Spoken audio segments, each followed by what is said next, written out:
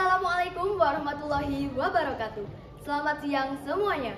Saya Dina Marslina dari SMA Negeri 1 Mojokerto dalam Lomba Debat Bahasa Indonesia SMA Award tahun 2025.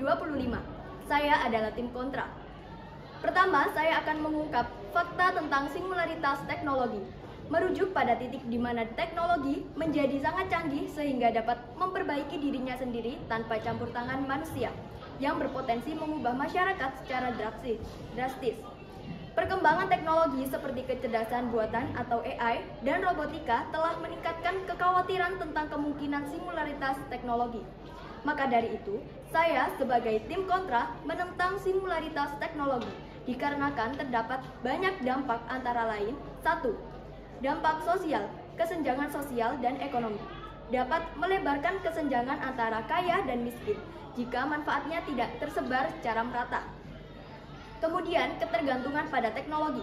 Manusia terlalu bergantung pada teknologi, serta mengurangi kemampuan bertindak dan berpikir sendiri. Berikutnya, gangguan interaksi sosial. Interaksi virtual menyebabkan kesepian dan isolasi jika tidak diimbangi dengan interaksi nyata. 2. Dampak ekonomi. Pengangguran massal. Otomasi yang dihasilkan dapat menyebabkan banyak pekerjaan hilang. Berikutnya, kehilangan keterampilan. Membuat keterampilan tradisional menjadi kurang relevan dan bahkan terancam punah. 3. Dampak keamanan. Kehilangan kendali atas AI. Jika AI mengembangkan tujuan yang bertentangan dengan kepentingan manusia, konsekuensinya bisa sangat dahsyat. Kemudian, cyberbullying dan pelecehan online. Anonimitas di internet dapat memungkinkan terjadinya cyberbullying dan pelecehan online. Berikutnya, kejahatan siber, seperti pencurian identitas dan penipuan online.